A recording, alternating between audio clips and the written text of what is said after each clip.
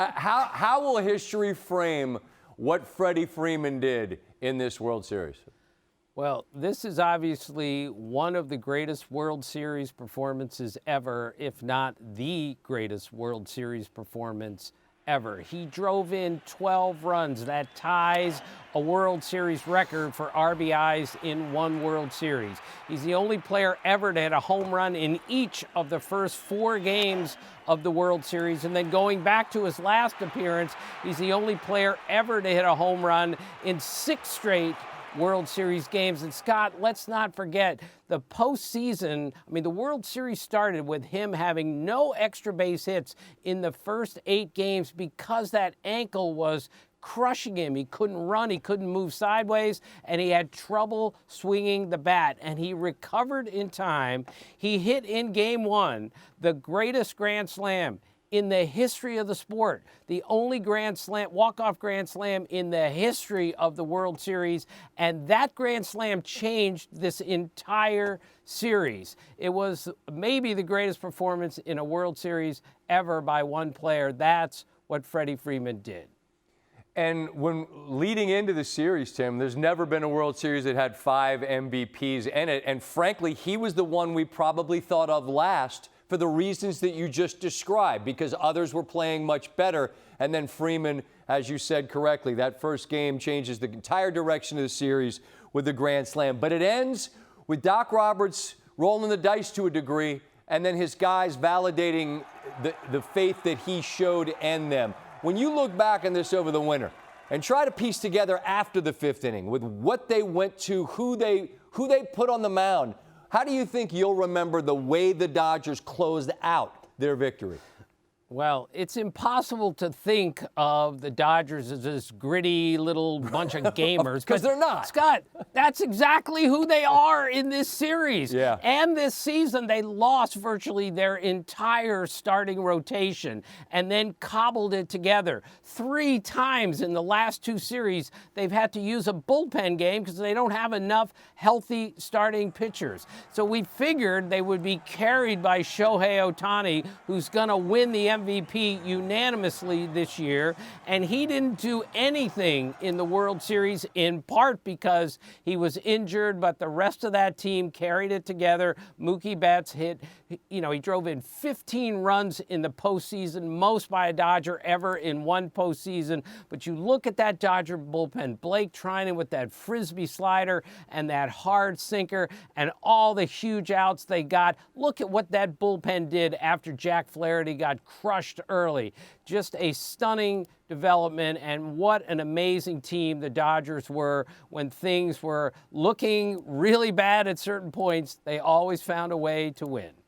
All right, sit tight. I have one more for you. But first, the guy who texted his manager to say, "I'll be ready for you if you need me, Doc," Walker Buehler with Buster Olney.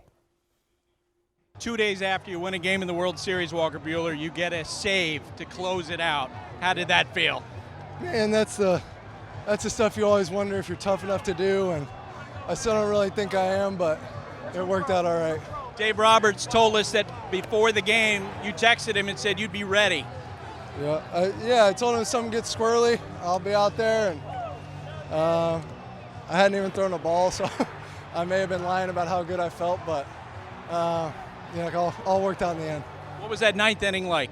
That was awesome. That was as cool a baseball experience as I'll ever have, probably, and I'm just thankful, man. That was an unbelievable game. That inning, just to put balls in motion, put people in motion. I think it's hard to explain, and we've got some really professional players on this team that this may be their last one, and it was cool to get it done for them. What did this World Series mean, the championship, to this core group with the Dodgers? It's everything, man. Since I've been here, we played a lot of really good baseball and haven't gotten it done. 2020, everybody talks, can't really say much about it now. What'd you see in Freddie Freeman during this World Series? Yeah, just on fire, obviously getting him healthy, getting those couple days off, and then you see who he really is, and it's special. Walker, thanks. Back to you.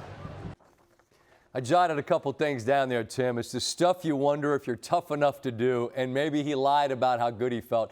I don't care what sport it is, but to see players that are willing to basically lie to their manager about what they think they can do and then find out, I'll be damned, I actually could do it. How can you not love the game, right? I know that you feel that way. I do want to pivot to the Yankees, just an organization that beyond all others does not play for second. They don't play for, hey, we did this and that's pretty good. And yet they do make the World Series and they battle and ultimately come up short. This year, you'll remember what about what the Yankees did and ultimately didn't do? Well, I'll first remember that the Yankees went to the World Series, and that guy, Aaron Judge, was the biggest reason why, and that guy, Juan Soto, is a free agent at the end of the season. But there's no way around this. If they had won this game tonight, the momentum that they had built may have led them to coming back from a 3-0 deficit to win the World Series, and they just made too many mistakes in the fifth inning of that game and then in the eighth inning of the game to lose it. Unfortunately, a really good season by the Yankees is going to be marred by the mistakes that they made in the most important game of the season. And they made some base running mistakes in this postseason that just made you shake your head. But in a lot of ways, this was a great year for the Yankees that finished in a very, very sad way for them. Soto a Yankee next year? We're going to ask that question about 1,000 times. Let's just say tonight's loss didn't help them to try to keep him. And yet when they look at it and say, you know, we can't win without him next year, he's a big reason that we won. The Soto story will go on and on this offseason, and I'll say the Yankees have a chance, but so do several other teams, including that other one in New York.